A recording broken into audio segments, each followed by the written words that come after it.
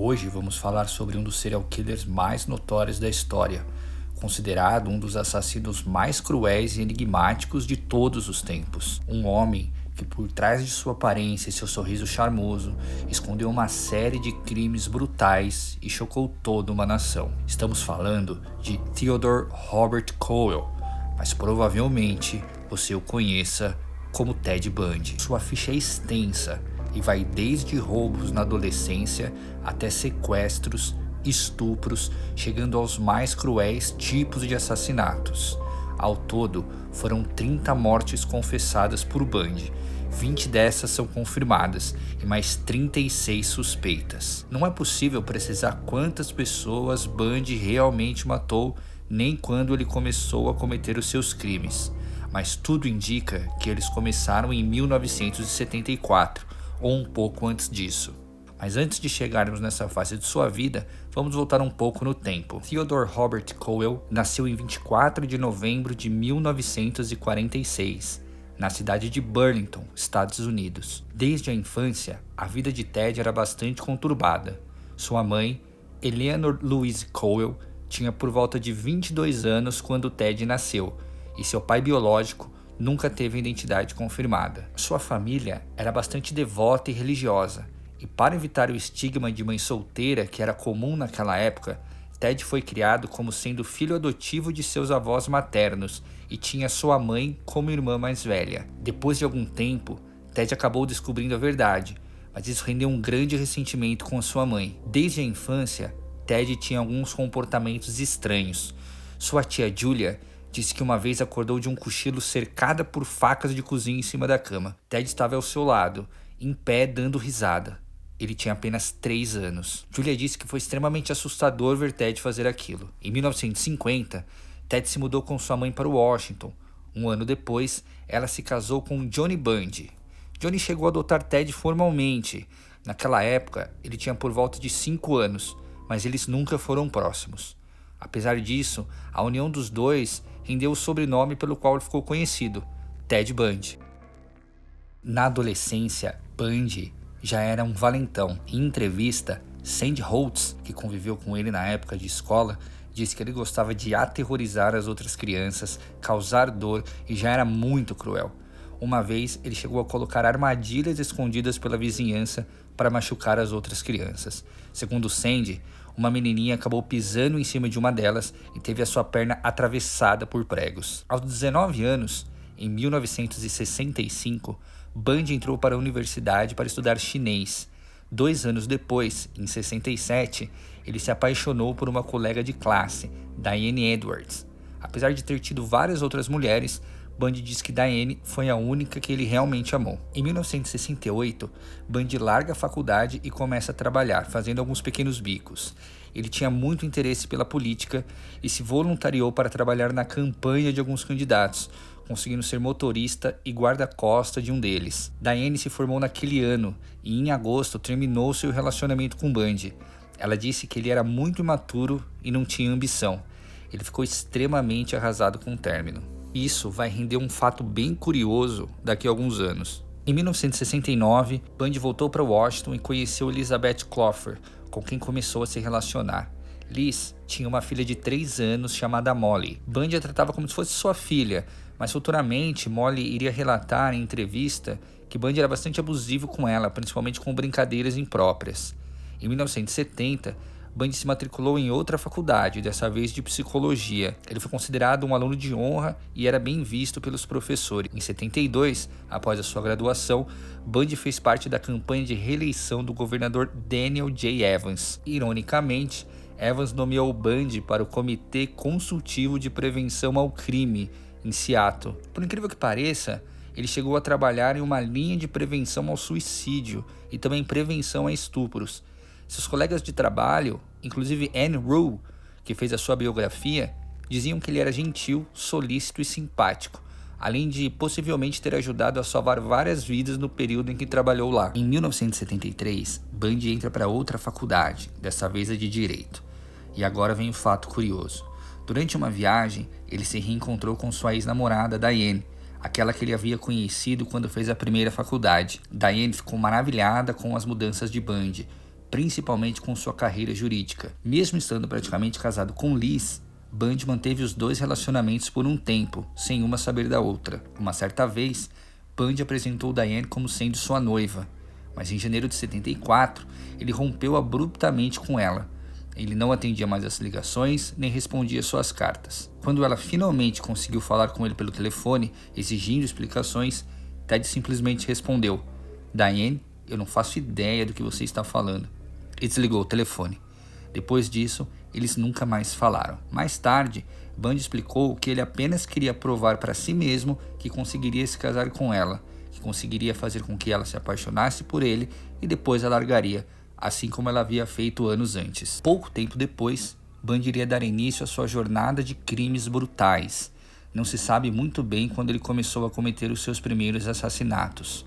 Comprovadamente, partimos de 1974, apesar do FBI suspeitar que eles começaram antes. Seu modus operandi, pelo qual ele ficou conhecido, era bastante diferente e ousado, mas as coisas não começaram assim. Suas vítimas eram em maioria colegiais entre 18 e 25 anos. Inicialmente, Bundy invadia os apartamentos pela janela ou pelo porão e dominava sua vítima à força, mas depois as suas estratégias se aprimoraram. Segundo relatos de testemunhas, Bundy se valia de seu carisma e boa aparência para se aproximar de garotas universitárias, geralmente pedindo algum tipo de ajuda. Em várias ocasiões, ele se apresentava com um braço engessado ou com muletas.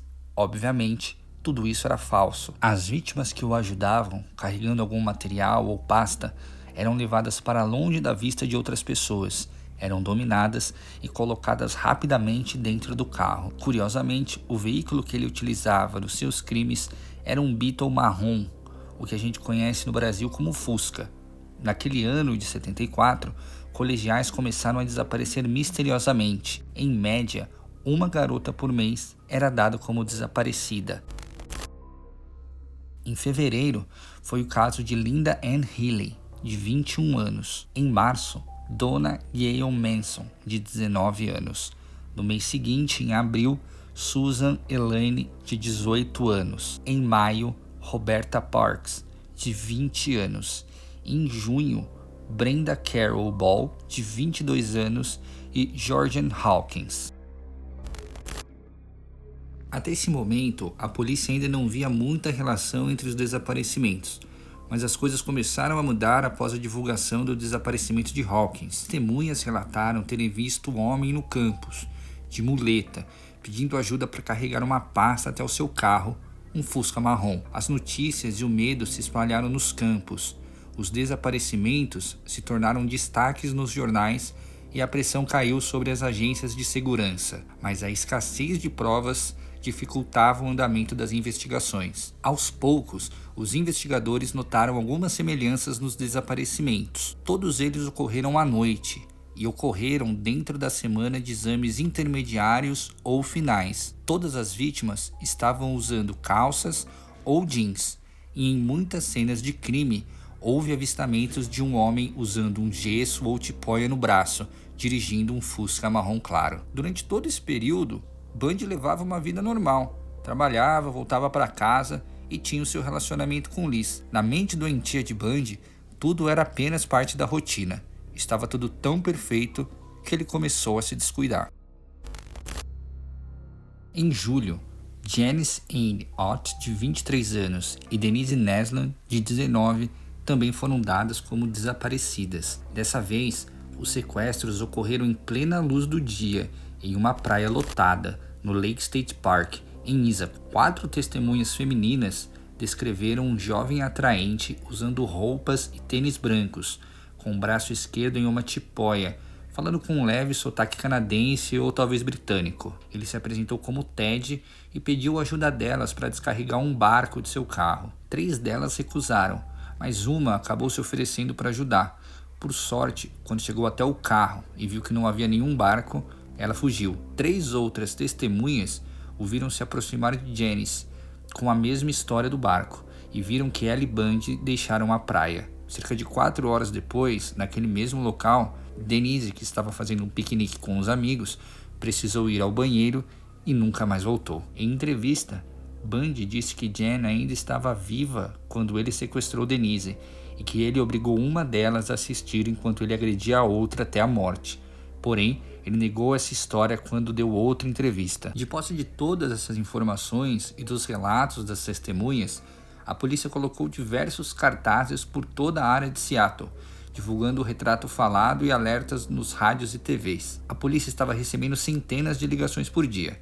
Colegas de trabalho e um professor de psicologia chegaram a ligar e indicar Bundy como possível suspeito, após perceberem uma grande semelhança com as informações divulgadas. Até sua namorada na época, Liz, chegou a ligar para a polícia denunciando Bundy. Mas infelizmente, a polícia descartou a possibilidade, alegando que seria difícil um estudante de ficha limpa ser responsável pelos assassinatos. Naquele mesmo ano de 74, Bundy foi aceito pela segunda vez na faculdade de Direito e se mudou para Salt Lake City, deixando Liz em Seattle. Apesar de manter relações com Liz e ligar para ela frequentemente, Bundy saiu com pelo menos uma dúzia de mulheres naquele período. No mês seguinte, outra série de homicídios teria início, incluindo 2 assassinatos que os corpos só foram descobertos depois que Bundy confessou. Em setembro, Bundy vitimou Nancy Wilcox e em outubro, Melissa Smith e Laura Ann, ambas de 17 anos. Foi em novembro de 1974 que as coisas começaram a mudar definitivamente para Bundy. Ele encontrou Carol DeRonch, uma telefonista de 18 anos, no Fashion Place Mall, em Murray. Bundy se identificou como sendo o policial Rose e disse que alguém havia tentado roubar o carro dela. Bundy, fingindo ser o policial, pediu para que Carol acompanhasse até a delegacia para poder fazer os trâmites necessários. Carol entrou no carro junto com Bundy, mas percebeu que ele estava seguindo por um caminho diferente. Quando ela disse para ele que o caminho estava errado, ele imediatamente partiu para cima dela, tentando algemá-la. Bundy e Carol começaram a lutar, e por um descuido, ele colocou as 2 algemas no mesmo pulso de Carol. Ela conseguiu abrir a porta do carro e fugir. Apesar dessa tentativa de sequestro ter dado errado, a mente assassina de Bundy ainda não estava satisfeita. Mais tarde, naquele mesmo dia, ele sequestrou Deborah Jean Kent, de 17 anos, a 30 km de Murray. Bundy manteve Jean em seu apartamento por um dia e mais tarde confessou que ela ficou viva metade do tempo. Em 1975, mais crimes estariam por vir. No entanto, Carol vai ser uma peça-chave para acabar com Bundy. Em janeiro, Karen Aileen Campbell, de 23 anos, desaparece. Em março, a instrutora de esqui Julie Cunningham, de 26 anos, também desaparece. Em abril, Denise Lynn Oliverson, de 24 anos, e em junho, Susan Curtis, de apenas 15 anos. Bundy não podia ser contido. Seus crimes não deixavam rastros e, apesar de corpos serem encontrados, não havia nenhuma prova física que apontasse Bundy como o verdadeiro assassino. Mas as coisas iriam mudar. Em agosto, o oficial de patrulha rodoviária Bob Hayward avista um carro que ele acha suspeito, um Fusca marrom claro que estava passando por uma área residencial em Salt Lake, e acelerou quando viu a viatura. Bundy foi preso pela primeira vez. No carro foram encontrados máscaras de esqui, cordas, algemas, pé de cabra, luvas, uma máscara de meia calça e um picador de gelo. Quando confrontado, Bundy alegou que ele usava máscara para esquiar e que achou as algemas no lixo.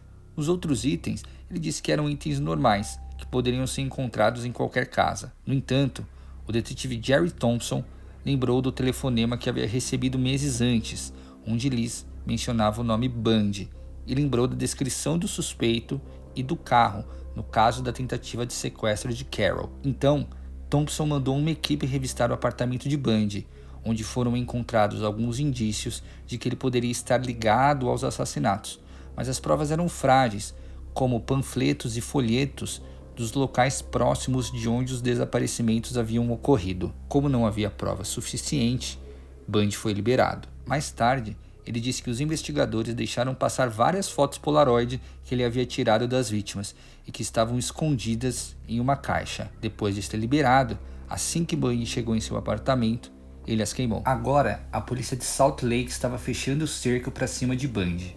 O detetive Thompson e outros 2 detetives voaram para Seattle para entrevistar Liz. Ela contou aos policiais que havia encontrado diversas coisas que não entendia direito o que eram, no apartamento de Bundy. Coisas como um saco de gesso, máscaras, um saco cheio de roupas de mulher, luvas e um martelo de cozinha, apesar de Bundy nunca ter cozinhado. Algum tempo depois, outra policial fez uma nova entrevista com Liz e contou sobre o caso que Bundy teve com Diane. Em setembro, Bundy vendeu seu Fusca para uma adolescente em Midvale. A polícia de Utah o apreendeu e os técnicos do FBI encontraram pelos combinando com amostras obtidas do corpo de Campbell, morto em janeiro. Eles também identificaram fios de cabelo de Smith, morta em outubro do ano anterior, e de Carol, aquela que conseguiu escapar. Em outubro, Bundy foi colocado na lista de suspeitos da polícia e sua foto foi imediatamente reconhecida por Carol. Ela disse que, sem dúvida alguma, aquele era o policial Roslin. Outras testemunhas também afirmaram que aquele era o estranho que elas haviam visto rondando uma escola, mas infelizmente a polícia não tinha evidências suficientes que ligasse Bundy aos assassinatos, mas tinha provas para acusá-lo da tentativa de sequestro e agressão. Ele aguardou o julgamento e a sentença em liberdade, após pagar fiança de $15.000, custeada pelos próprios pais. Nesse período, Bundy ficou morando na casa de Liz. Em novembro, os 3 principais detetives do caso, Jerry Thompson, de Utah, Robert Keppel, de Washington, e Michael Fisher, do Colorado, se reuniram com outros detetives e promotores para discutir o caso de Bundy. Eles concluíram que era ele quem estava por trás dos assassinatos, mas que precisariam de provas mais robustas se quisessem acusá-lo. No ano seguinte, em fevereiro de 1976, Bundy foi julgado e condenado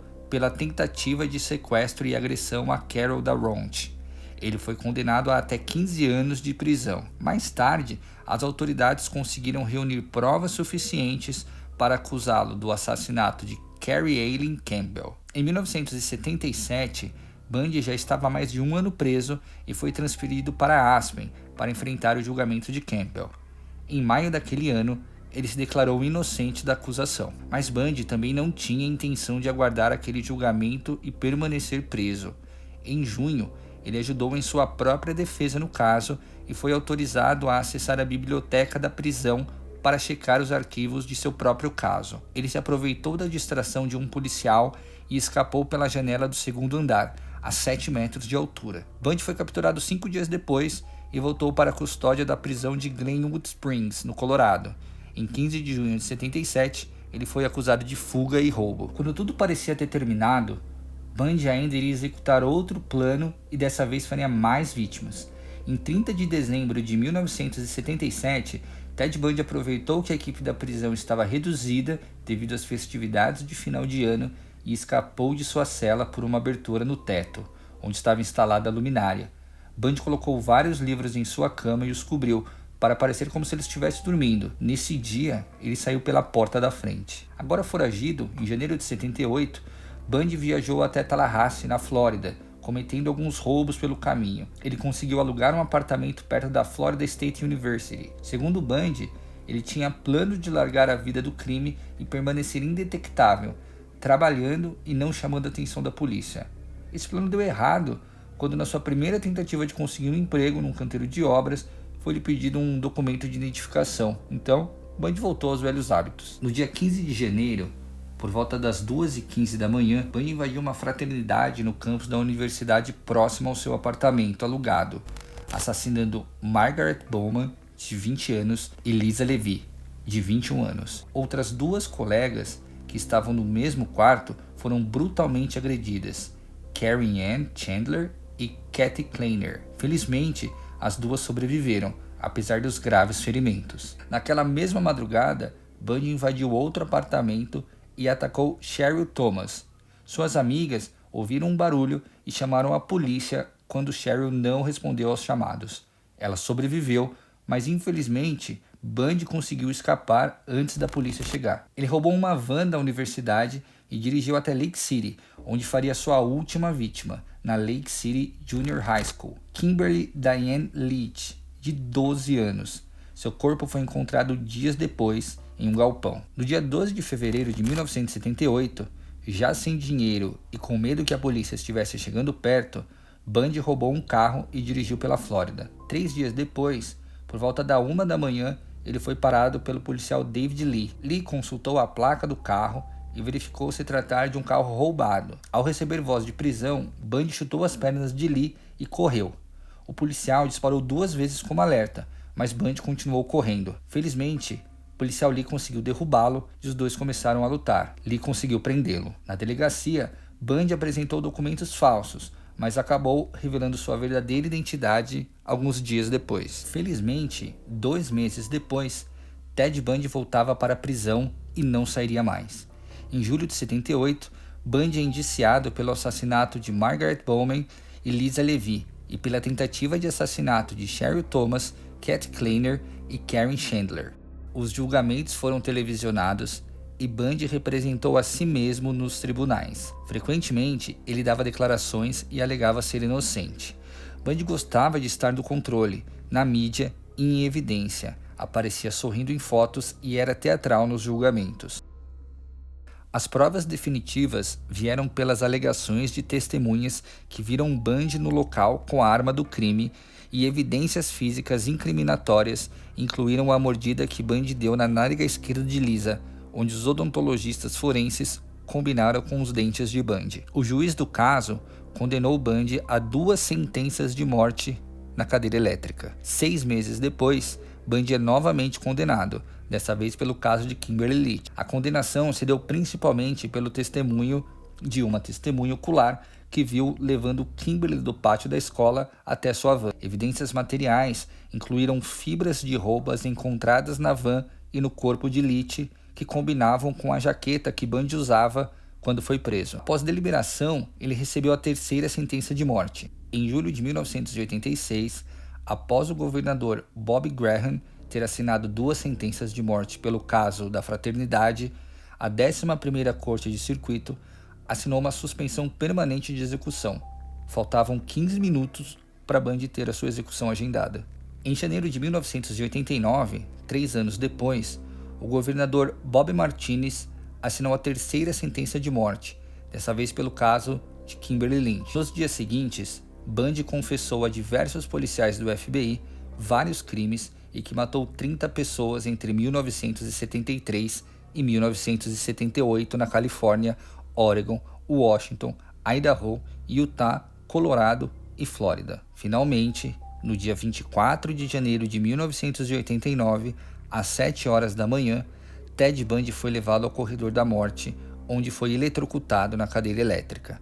Pouco tempo depois, foi dado como morto. No período em que esteve preso, Bundy teve uma filha com Carol Ann, chamada Rose Bundy. Hoje, ela mudou de nome e vive anonimamente. O caso Ted Bundy foi bastante midiático, ganhando bastante repercussão e rendendo diversos livros e filmes. Milhares de pessoas acompanharam seu julgamento. No dia de sua execução, uma multidão com cartazes aguardava do lado de fora. Detalhes de seus assassinatos foram omitidos durante a gravação desse vídeo em respeito às vítimas. E assim termina o caso de um dos serial killers mais famosos da história, Ted Bundy. Não se esqueça de se inscrever, curtir, compartilhar e ativar as notificações para receber mais vídeos como esse.